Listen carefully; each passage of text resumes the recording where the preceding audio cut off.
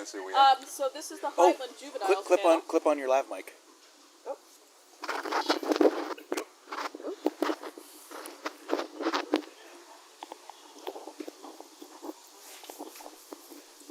Can you hear me? Can you hear me? Oh, no, it's not PA. It's just recording. Okay. All right, so this is the Heinlein Juveniles Panel. I'm Stephanie Souders. I'm just a fan, but I was recruited to be the moderator of this panel. I think we're going to start first by having our actual panelists introduce themselves.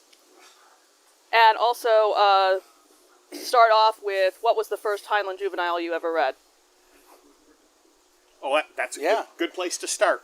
My name is Schantz. I guess I should explain, in my day job, my professional title is the principal scientist of Geeks and Nerds. But when I'm not doing that, I like to write science fiction. I'm the author of the Hidden Truth series. I've also written an academic textbook on ultra-wideband antennas, and I'm working on a book called Fields and Energy, about some novel theories in physics.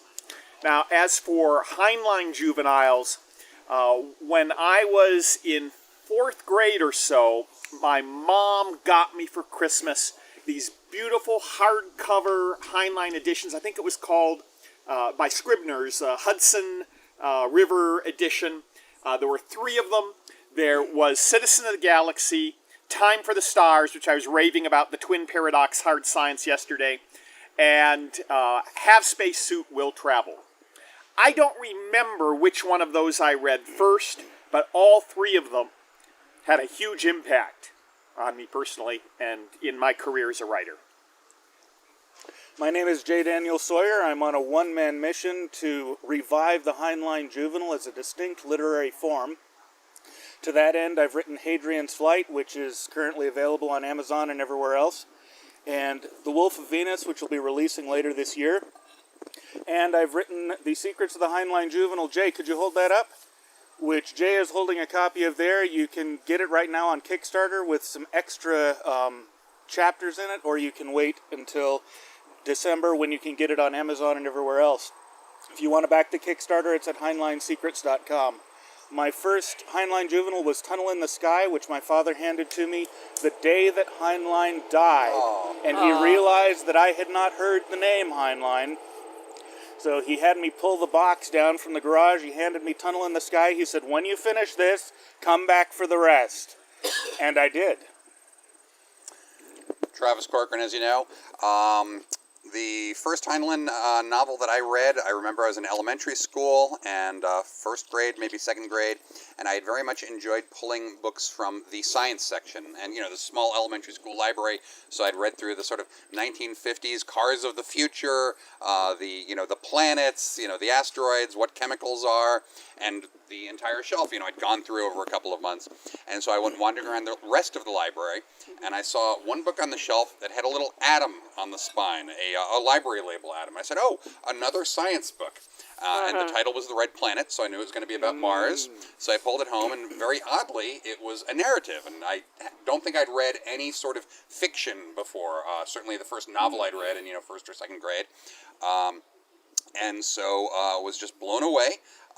And went back, and I don't think I even understood, sort of authors or that things were shelved alphabetically by authors, but back on the shelf where I found it, and there was another book right next to it, also with an atom symbol, and it turned out the same author, and so I very quickly worked my way through, I think that I've got a memory of looking at the back cover of the dust flap and seeing this 1950s black and white picture of Heinlein there and thinking, wow, a person wrote this. Because in other books that I'd pulled off the shelf, there wasn't a dust jacket, there wasn't an author photo, and there's a 1-paragraph bio. And I thought, wow, someday maybe I could write a story like this. So that's where it started back in 1976 or 1977. And I'll just say that my first Heinlein was also in elementary school, and it was because of my late father. He was a huge Heinlein fan, and when he thought I was ready for it in terms of reading ability, the first one he gave me was Podkayne and Mars. Cool. Okay, so the next question I think I'll ask our panelists is what is your favorite Heinlein Juvenile and what is your least favorite? That's actually an easy question for me. My favorite is Citizen of the Galaxy. It is one of the first 3 that I read. I mean, they're all, there are various schools of thought on that, and I can live with a lot of different answers. But what I really like about Citizen of the Galaxy is, to my mind, it really exemplified Heinlein's sparse journalistic style. You know, a lot of writers get very elaborate in their descriptions and have allegories and literary pretensions to sophistication. There's none of that in this book because it's a very journalistic, sparse design that focuses on having good, engaging, fast-moving plots and characters and character development. And those are really the 2 core characteristics. Citizen of the Galaxy, any modern science fiction writer with that collection of clever ideas would turn it into a trilogy or maybe a 4-book series. The book moves from the slave market on a peripheral world in the galaxy to a society of free traders that operate between worlds in the galaxy, to the military forces that patrol the spaceways, and finally back to the ancient homeworld of Earth as the title character discovers what his original lost legacy and heritage was. It's just grand scope, and it's all compressed in a short, fast-moving novel. It's an amazing book. It really is. I think Citizen of the Galaxy is probably the best of the Heinlein Juveniles from a literary and narrative standpoint. It's not my favorite. My favorite is Have Spacesuit Will Travel. Yeah, that's mine too. Which I particularly love both because it has a sort of laconic delight strewn all through it, and because the climax is the confrontation with the gods, where the young man has to defend humanity's imperfection as being worthy of survival. And it's a very powerful sequence. I think my least favorite, though it's still very good, is Time for the Stars, and it's because it does such... well, it's... Oh, good! We're going to actually have some disagreement on this panel. But it's because it does such a very, very good job at point of view of a depressed, resentful character. And his character arc of growing out of that is fantastic, but the point of view is so good that it is a painful read, the first half of it especially. My favorite is probably Farmer in the Sky. Well, I mean, it's not coincidental. One. You know, it's a book that I read when I was young, and it influenced me. Yeah, that was the second book I read. And really, what is the book? It's about escaping the city, right? Yeah, pretty much. It really is. And dealing when disaster strikes too. Right. Yeah. And so I have always been drawn to sort of the American narrative of, man versus nature and the frontier and, carving out one's existence against forces, that oppose one. And I think that maybe the 1970s public school system did its job a little too well in selling what was then the American narrative, because I bought into it very, very deeply, and I still do. And John Kennedy, or JFK, famously, pitched the U.S. space exploration as, the new frontier. And the reason for that was sort of ideological and rhetorical to tie it into the American narrative. And so, that was in the air and in the water during the decades when I grew up. And Heinlein, spoke to that, even though the books were written before JFK's speeches. And so Farmer in the Sky starts out with... people in this overbuilt, technologically dependent Los Angeles with food rations and sort of all of the overpopulation scares of that era. It then had space adventure, and as I recall, there's a micrometeoroid impact on the torch ship that gets plugged with the Boy Scout uniform and some expanding foam. Then we land on Ganymede, and there is a sort of frontier colonization manifest destiny as they literally build the soil themselves. And so there's resilience and self-reliance and sort of staking a claim, which is a concept I used in a short fiction of mine with a character who was named Robert. And so that novel has always spoken to me. And as far as least favorite, I haven't really thought about it. I might actually say Red Planet, even though it was where I had my first on-ramp and it was good. I think it was just sort of a bit more juvenile in execution, but I'm not sure. That was the first time the formula came together. It was Red Planet. So the Rocket Ship Galileo was the first one. It feels very much like a Hardy Boys book. Mm-hmm. He's obviously finding his feet. Space Cadet's got all the elements of what will make a Heinlein Juvenile, but it's picaresque and a bit disconnected from itself. And Red Planet's where all of it comes together, gels, and works. And from that point forward, it's a recognizable Heinlein Juvenile every time. And I forgot to mention which one I didn't like, and that pegs it. The earlier one, and it's not that I don't like any of them; it's more I'm indifferent to them. The earlier books, Rocket Ship Galileo and Space Cadet, really didn't capture the formula that worked so well in the later books. I'll revise. I'll agree. Rocket Ship Galileo was weak. So you all have mentioned that there is a particular formula to a Heinlein Juvenile. How would you describe that formula? I'll take this one. He's the man to answer this. So I discovered it's not a formula. It's actually a literary form. The difference being a formula has a particular series of plot beats, and a literary form has a set of conventions and literary traditions it draws from. The Heinlein Juvenile form is made up of 5 major Western literary traditions and 2 minor ones, and then 1 add-on that he invented. It's the hero's journey and the heroine's journey in a mixed sense, which you're not supposed to be able to do because they're opposites of each other, but he pulls it off. Blended with the Horatio Alger story, usually subverted. The Stratemeyer Syndicate formula, the high adventure, Hardy Boys, Nancy Drew type of thing, steeped in sensationalism, and the German literary form called the Bildungsroman, which is a coming-of-age story particularly concerned with the individual finding a way to fit their square peg into the round hole of society without shaving the corners off, as opposed to the more classic American type of coming-of-age story where the individual punches a hole in society to make themselves fit. Or the English sort where they shave the corners off.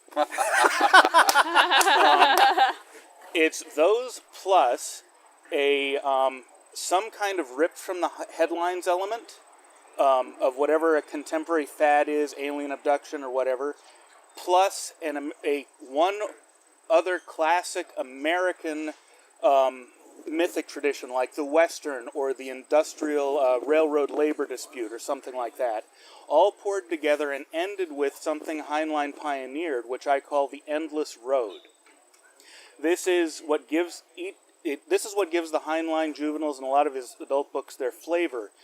The books all end on chapter 1 of the next adventure, specifically in order to make it clear to the juvenile reader that the point of growing up is not a happily ever after, it's a now I qualify for the big problems.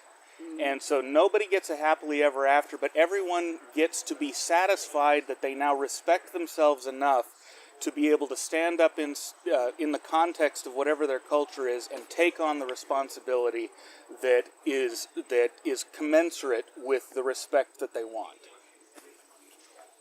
You put those together, you get a Heinlein Juvenile. I can't remotely add anything to that. I'm not even going to try. Excellent. Yeah.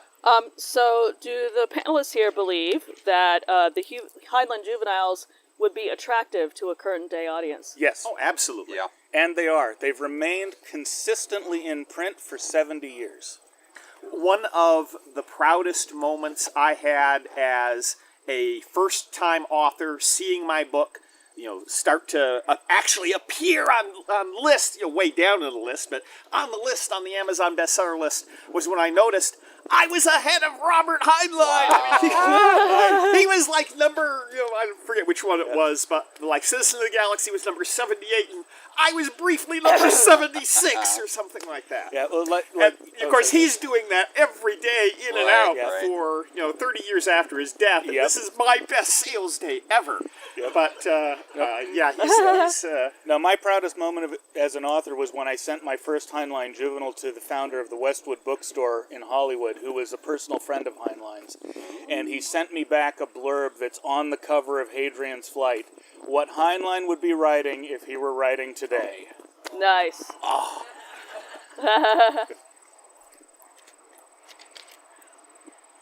Okay. All right. So basically, everyone on the panel is in agreement that it's still that these juveniles are still relevant and could be marketed to kids And today. I think yeah. they are. Yes. Yeah, I'll go one step further. The form is still relevant, and I've proved it because I had a friend, Gail Carragher, who wrote a Heinlein Juvenile and stuck it in the trunk because it didn't fit with her brand.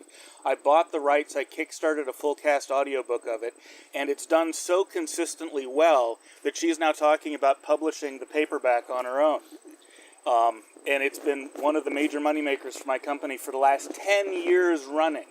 The literary form has legs. Nice. So what do you think it is about that form that people find so appealing even 30 years after Heinlein's death? I should probably let them talk first. so you can one up us with your. Well, your no, well thought out I don't answers. want this just to be the me show. You know? Yeah, no, Well, I'd it's say- going to be the you show. It's okay. Okay, fine. Okay, I'll take a stab at it. Because of the simple style that is aimed at a juvenile audience, the books are easy to digest and they move very quickly. They're full of good, interesting, engaging action, which is all oriented around a theme. He worked with editors who were ruthless in editing down the books.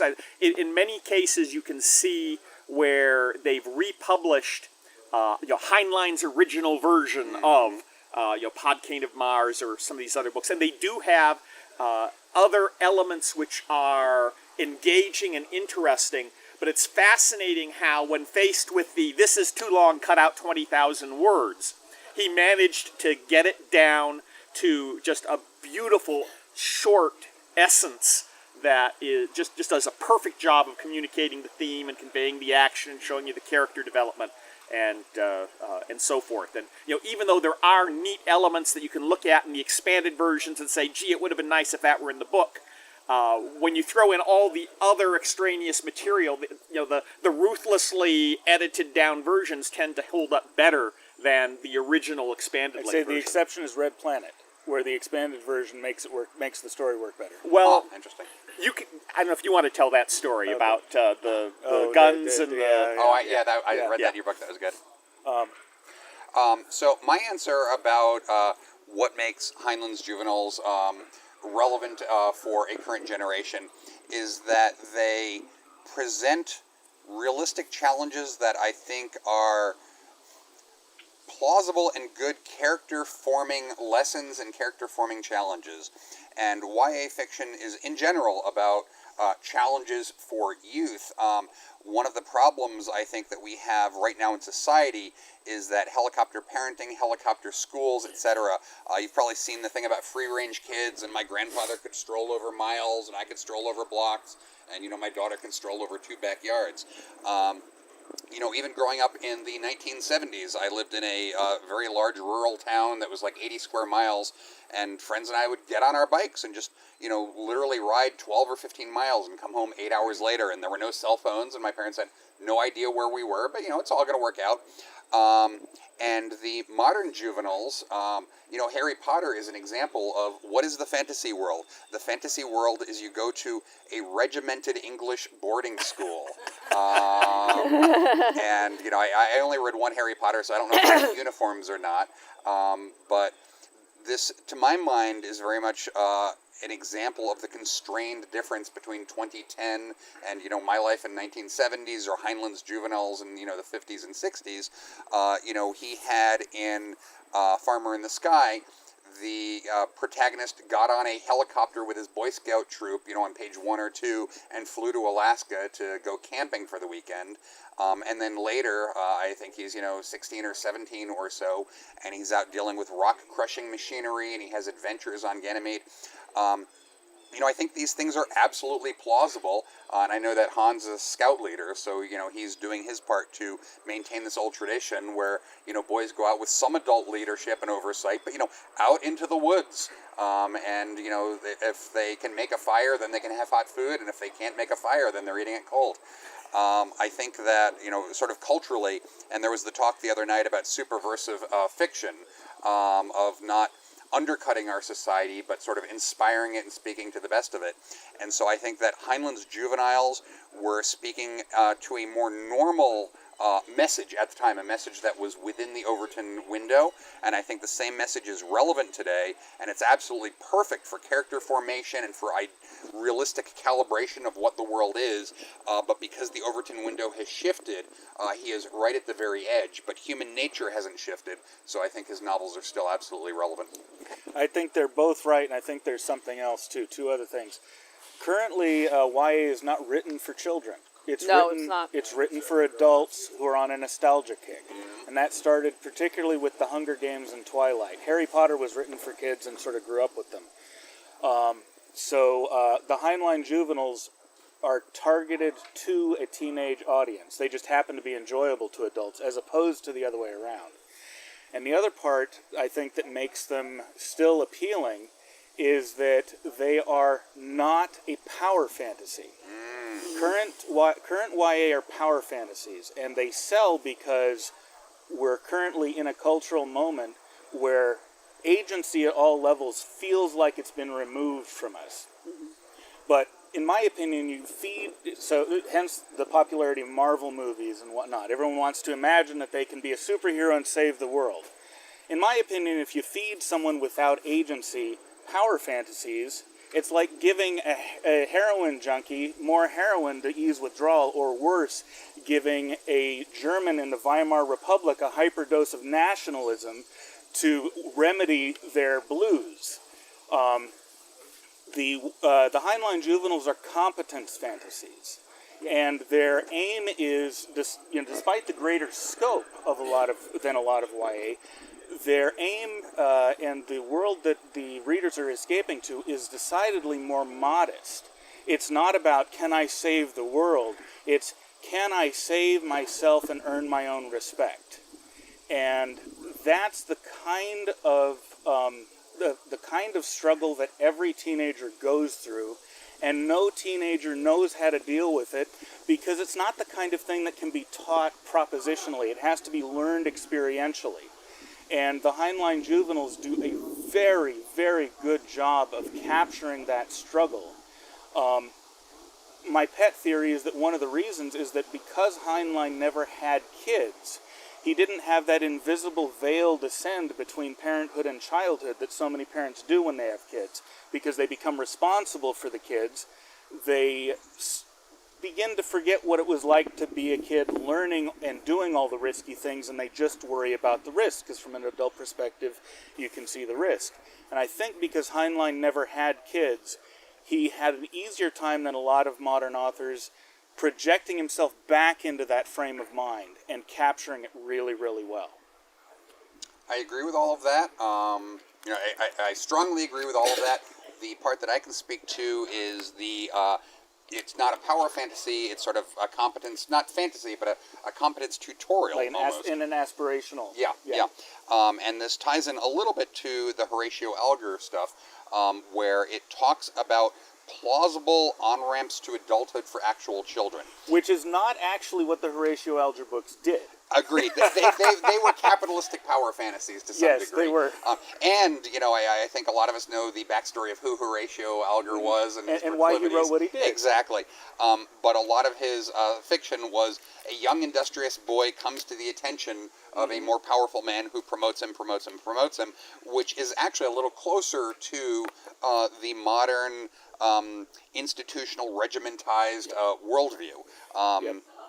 Whereas Heinlein, would have characters, and there would be adult leadership and mentors around, and they would. He did an interesting trick, which is the mentors would often not fully explain themselves to the kids.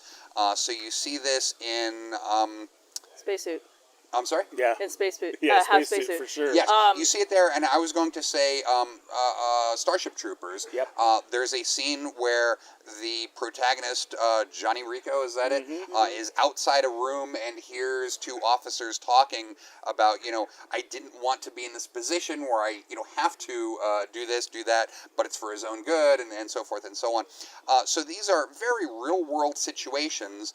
And you were talking earlier about a square peg in a round hole, and so the characters are becoming aware of the expectations of a realistic world, and they are given the puzzle of how to fit themselves in, and their answer is often with competence as one of the biggest ingredients, and competence is achievable, and I think that's what's hugely missing. I mean, you see it to some degree in Harry Potter, where there is competence in magic, but also he's born to the purple. He's the chosen one, which is one of the great power fantasies. Neo, in the Matrix, and Heinlein has lots of scenes and lots of short fiction.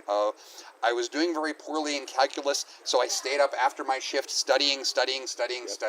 That's a realistic answer, and so the way that the Horatio algebra form is subverted in the Heinlein Juveniles is that you have these patrons that show up, and sometimes you have someone who's got prodigious abilities, like in Starman Jones. The kid's a prodigy. He's got photographic memory that saves the ship at the last minute. But the giftings, the chosen one elements, the sponsorship of the mentors never helps when it's really needed. It's always icing on the cake at the end of it, but it doesn't it proves useless in the pinch in almost every occasion. And so in so doing, he takes the Horatio Alger stories, which he loved as a child, and he says, okay, yeah, but really, guys, we don't need Pygmalion here. What we need is a new hero to arise who then the gods notice, and that's how it plays out. Now, to reiterate and you completely agree with what's been said there, there's an author, Jonathan Gottschall, who wrote The Storytelling Animal, which is a book I really enjoy. He marshals evidence from neuroscience and evolutionary biology and a bunch of other fields to argue that human cognition is in large part driven by stories. And what he argues is our fascination with stories is a low-risk way of our acquiring experience with social situations, in a simulated fashion. Kind of like a pilot will practice dozens of landings under, in a simulator under tough conditions before he goes out and risks himself and his airplane and, his passengers. So stories are a way for us to set back and witness these social interactions, to understand how other people are thinking and behaving, to visualize and imagine how we might fit in those situations and how we might act, and to help us see, well, gee, courage is important. It help the hero get through this story. It can help me in my life in the situations I'm going to face. And that's really a key part of what the Heinlein Juveniles do. They're an operating manual for coming of age and accepting responsibility and living up to the requirements of a healthy, successful life. One of the things I like about Have Spacesuit Will Travel is the dad, and I'm sure that my dad gave me this book in order to explain his style of parenting, because the dad, whenever he would come to say, oh, I want this, the dad would say, well, that sounds like an interesting problem. How are you going to figure it out? And then he would walk away. Just to interject very briefly, I believe it's from the same novel where the dad reaches into a book and crosses out a fact and writes in the correct answer. And that anti-authoritarian or anti-credentialist, doesn't matter if you've written a book, a fact is either true or false. It's wonderful. Yeah, and his general cynicism about the school system, too. Yeah. Okay, let's see. What other questions can we ask? What are some of the most interesting characters in the juveniles? Ooh. I would, not to belabor Citizen of the Galaxy. Yeah, Thorby. Well, no, I was going to say Basilisk. Oh, yes. Because the book opens with a young boy being ripped into the sunlight out of the dark, smelly holds of a slave ship and hauled up to the slave market. And he's on this world he's never been before with all these strangers around him. And the slave auction begins, and he ends up being purchased by this humble beggar who pays some minuscule token sum, and promptly, very competently keeps him from escaping, and drags him back home, and cleans him up, and takes care of him. And as the book progresses, you discover that this humble beggar who's blind in one eye, who is missing a leg and is making his living just begging for alms in the plaza around the spaceport. There's more to him than it seems. He's very well educated, and finally, years later, as he's grown up, one time he sees his adopted father in the uniform or the clothes of a gentleman and wearing an artificial leg and talking with a stranger, and what is it with this guy? And we discover later that he was a decorated military veteran, a hero who hated slavery with a passion, and after he was injured and lost his leg and his eye, he decided that he was going to go to that world that was a center of the slave trade, infiltrate it as a beggar, and gather intelligence information on slave ships. And he gives that information to his adopted son after he's caught and executed. In a language that the son doesn't understand. And it's that transition is what drives the story from the first quarter of the narrative into the second quarter, where he enters the world of free traders by communicating this message, and for some strange reason the free traders seem to feel this debt of obligation to him, and he can't figure out why. And of course it's because he's the adopted son of the military hero who had rescued a whole shipload of their compatriots, and they feel a deep debt to him that they must repay. But so he would be my number one choice for most interesting character. I ragged on Time for the Stars earlier, but the protagonist for Time for the Stars is another one of the most interesting characters in the Heinlein Juveniles. I think those are the two answers. You could choose between them. I come down a little more on Hans's side. That said, you got to shout out Lazarus Long in Red Planet. Okay, so the Doctor in Red Planet. The Doctor in Red Planet is Lazarus Long. Really? Huh. Yeah. You got it.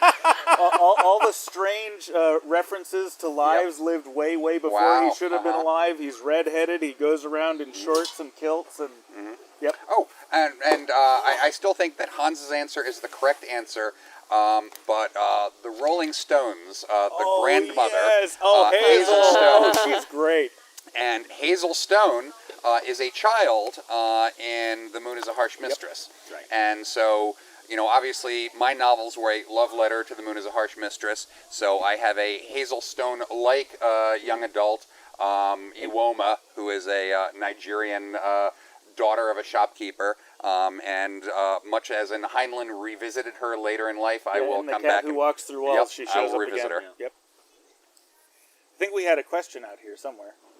When was Citizen of the Galaxy published? 1957, I believe. So this will probably be mostly for Dan.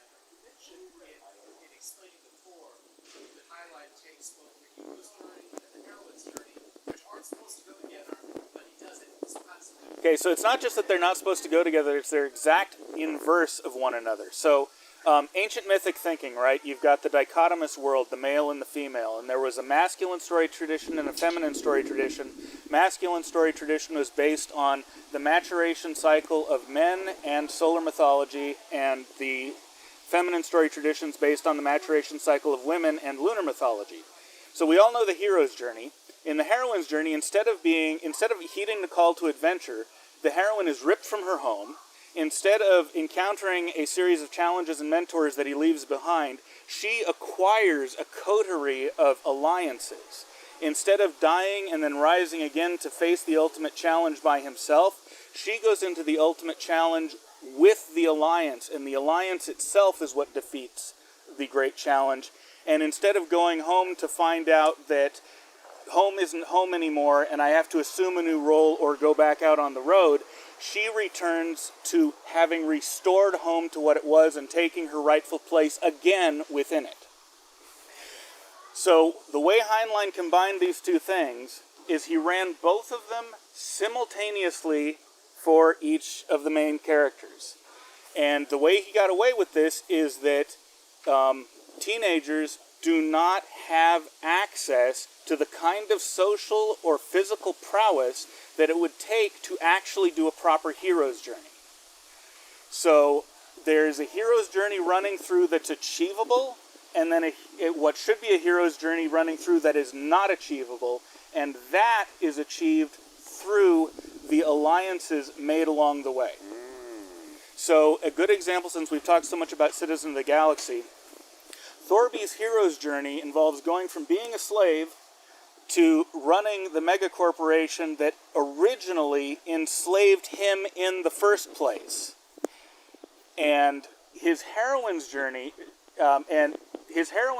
involves actually becoming the kind of person who could take over this megacorporation and completely failing to do it, but because of his friendship with his distant cousin, who subverts the board vote at the last minute after he's lost, he's able to execute his palace coup, and that aid comes unasked, and only after she has watched to see if he has dignity in defeat. So that's one example. And he does it slightly differently in each book, which makes it a fascinating study. But to my knowledge, he is the only author, hopefully besides me, starting just recently, because I've been trying to do it, who's ever pulled this off. Moderator. I'm sorry, I accidentally took over moderating. Well, there's a hand up over there. Yeah. So, looking at Wikipedia, it says Wikipedia knows all the things. It says that neither Podcaney, if I'm saying this right, Podcaney of Mars, nor Starship Troopers is a Heinlein juvenile. Do y'all agree? If so, or if not, how come? Well, the Heinlein Juveniles started with this one-a-year series that Heinlein did, starting with rocket ship Galileo in 48 or 49? 49. 49. And every year, thereafter, he would have a new novel that would come out. And after he'd done a dozen of them, the last one was Have Space Suit, Will Travel. Then for the 13th, he finished Starship Troopers, and he sent it off, and he said, here's the next one. And despite that, dozen-year-long, commercially and artistically successful series, his editor sends him back a rejection letter. A form rejection letter. Yeah, Wow. which pissed him off, and you can understand why.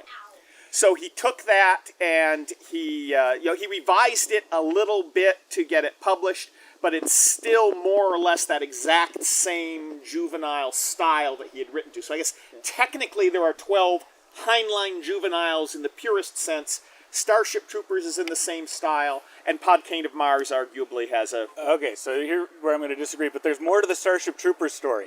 Heinlein had this feud starting from book 3 with his editor, Alice Daglish, who was a Freudian who kept accusing him of being dirty-minded and reading some really amazingly pornographic readings into his books.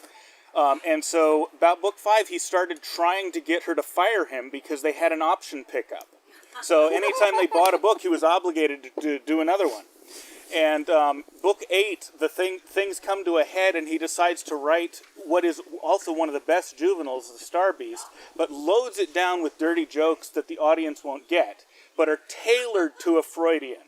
Down to having the main character's name being John Thomas. And he's not a bit of a prick either, which is wonderful. But after that point, the feud settled down a bit, but he was, at this point, so sick of it, he kept trying to get out, so he was pushing the material to be more and more adult, Citizen of the Galaxy being the most adult of the juveniles. And then after Spacesuit, or during the publication of Spacesuit, Daglish got fired. And so Heinlein said, you know, Scribner's kept her on this long, despite them substantially costing the money or other opportunities with me, which I wouldn't do. So let's see how much they value the relationship. And so he wrote Starship Troopers to get himself fired or to upgrade the relationship as a litmus test. And he sent the letter with Blassingame, his agent.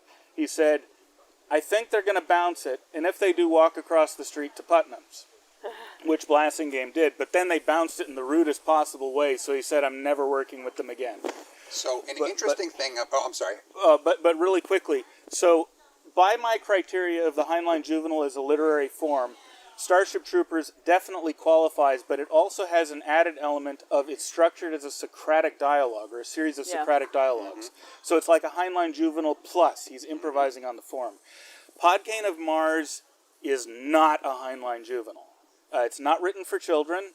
It doesn't follow the form, and its main character dies at the end. And Heinlein himself disclaimed it as a juvenile, saying that it was written at parents who are too helicoptery. It's an anti-helicopter parenting screed, or an anti-neglectful parenting screed, and then turns into an anti-helicopter parenting screed in the same book. He would have classified it as a cadet, which is the Swiss version of the new adult. The reason it gets pegged as a YA is because Virginia kept saying it was a juvenile, because she loved it so much. Virginia being Heinlein's wife. But Heinlein did write one girl's juvenile that fits his form, and that's The Menace from Earth. And it hits the form all the way down the line. Menace from Earth. The Menace from Earth. It's a novella. It's the headline novella in the short story collection, The Menace from Earth. So one thing I wanted to say about the feud with the editor, there was a very good book that came out on Heinlein and his writing a year or two ago. Sarah Farrelson, someone correct me here. Does anyone remember I this? just found out about this last week. And I think the title is The Pleasant Profession of Robert Heinlein. Of Robert Heinlein. And she is in academia and very left of center, and so she spends 10% of the book trying to prove that no, Heinlein was not the hero that the right-wingers think he is. Heinlein was good, but he belongs on the left. They get to claim him. And frankly, I think both are true. Yes, no, he had complicated politics. But she specifically says, while it's true that guns are present in his books, notice that guns never ever solve the problem. And this is true, but his editor, Mary, what was her? Alice Daglish. Right. Had gone through and consistently forced him to remove gun elements and gun plot points. So this is an example of an academic. It's not as bad as Naomi Wolf going on British radio and talking about all of the homosexuals who were executed. Here's the sense in which that argument is correct, though. Guns solve the problem in none of Heinlein's books. Yes. And the reason is that as a military man, especially as a student of Sun Tzu and von Clausewitz, he understood that guns are a background element in the resolution of social conflict, and when they become the foreground element, you may actually win the battle, but you lose the ideological war. So he was a big believer in gun rights and the importance of guns in society, especially to establish baseline mutual respect. But he saw the solving of problems with firearms as being a sort of admission that civilization had already broken down. I would largely agree with that, but I'm going to generalize it a little bit to say use of force or use of weapons. And I would say that Moon is a Harsh Mistress showed that strategic, effectively nuclear weapons, kinetic energy weapons, can demonstrate equality. So this Yes. goes into Heinlein's, guns are tools that full-fledged citizens and adults have Yeah. as almost badges of honor, badges of competence, badges of adulthood. And so what we see is the Lunar Society is using the mass driver almost to certify its coming of age that we are Yes. strategic co-equals. And Heinlein's understanding of that ties back into Benjamin Franklin's articulation of the rationale behind the Second Amendment, which is that the carrying of weapons is a right reserved in all civilizations for the nobility, and in America, citizenship is a noble rank, not a plebeian rank. And that's the fundamental philosophical reason the Second Amendment exists. Yeah. If Heinlein was trying to get out of his contract when he was writing all these juvenile books, was he only writing the juvenile books because he had the contract? Yes. He would. I mean, because you made a lovely description of why this form was so important to him, but on the other hand, you've also given us a narrative of his trying to escape. Yeah, well, so he started doing the juveniles because he was doing activism against the Test Ban Treaty and for Barry Goldwater, and he didn't have the time to write short fiction, but he still had to pay the rent. So he had asked his editor to land him some kind of high-paying gig, and he landed him this. He said, well, I never thought of doing kids' books before, but what the hell? But Heinlein's central ambition, aside from making money and annoying his readers, in a career sense, was to reestablish the literary respectability of science fiction that had been lost during the pulp era.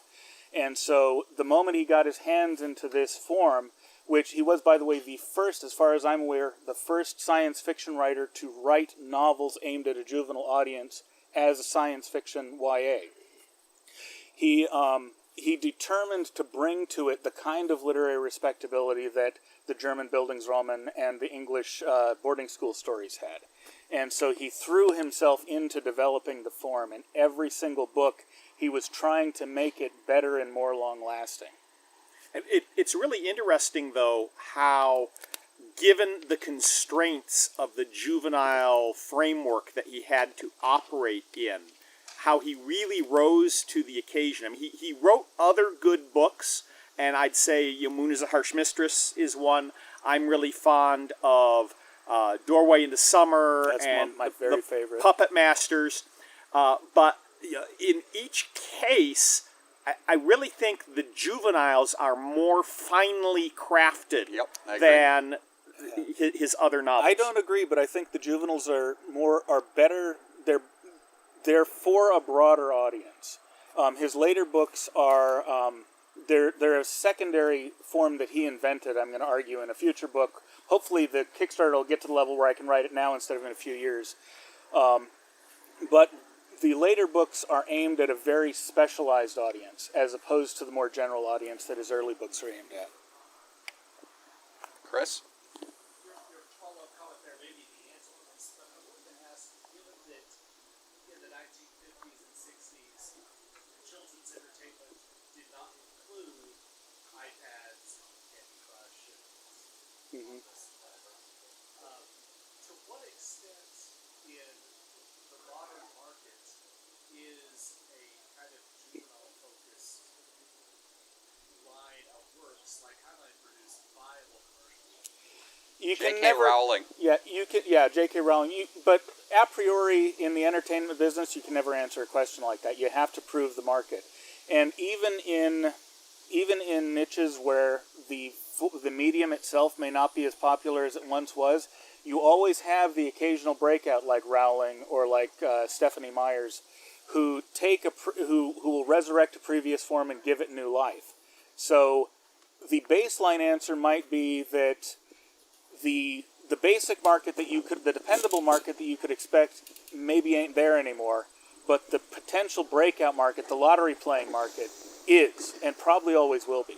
So I've got a follow-on question for you, which is, last night there was the Superversive folks, and they were talking about how they were sort of forming a movement, which ties into the thing that you see from time to time with sort of an artistic manifesto or a self-consciously self-created school. With the cyberpunk subgenre was created, by 3 or 4 guys who, just were friends with each other, wanted to write similar stuff, were inspired by noir and beatnik and other stuff, James Blish, and sort of looking at science fiction a little sideways. And because of that core kernel, they ended up creating a movement that, not only was literarily quite successful for 10 or 15 years, but is still echoing. We've got a video game called Cyberpunk, 2077. So here's my question. As someone who loves Heinlein, who loves Heinlein Juveniles, who loves Heinlein's ideology, you've, written perhaps the first new Heinlein Juvenile in 40 years. Second, technically. Oh. Crudrat predates. Okay. What are your thoughts about the potential, not in a money-making sense, but in an artistic sense, for a movement of sort of the new Heinlein I Juveniles? think it's huge. Okay. And I think it's huge for a particular reason. A, the YA boom is over, and there's a new generation coming up now, not the millennials, but Gen Z, now hitting that window perfectly.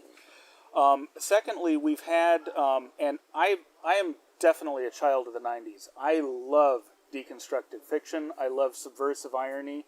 Absolutely, I just get off on that stuff. But that kind of genre, that kind of literature and entertainment only works if you have a healthy, vibrant tradition to bounce back against. And the lack of connection to their own culture that millennials and Zs and the follow-up have means that the cycle has come round again, and it's time to build culture again instead of trying to winnow. And that it's true at all levels on the entertainment level, but on the personal level, the generation is hungry for a sense that they're connected to something.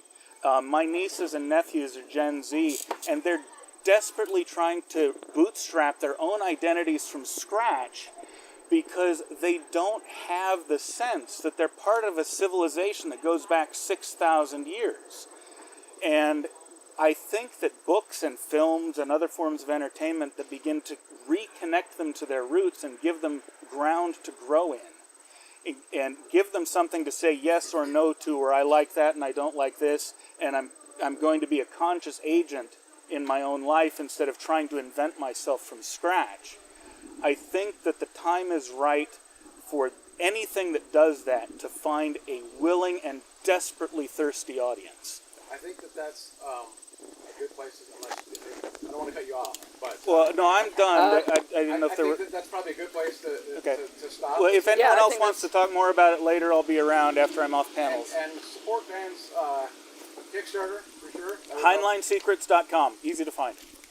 So I don't mean to step in. I'm just. No problem. I'm going to be a little harsher about Yep. because Schedule Nazi. We have to schedule Nazi because we have to get out of here on time. Please do. So thanks. Give a round of applause. Thank you. To the panel. Thanks, everybody.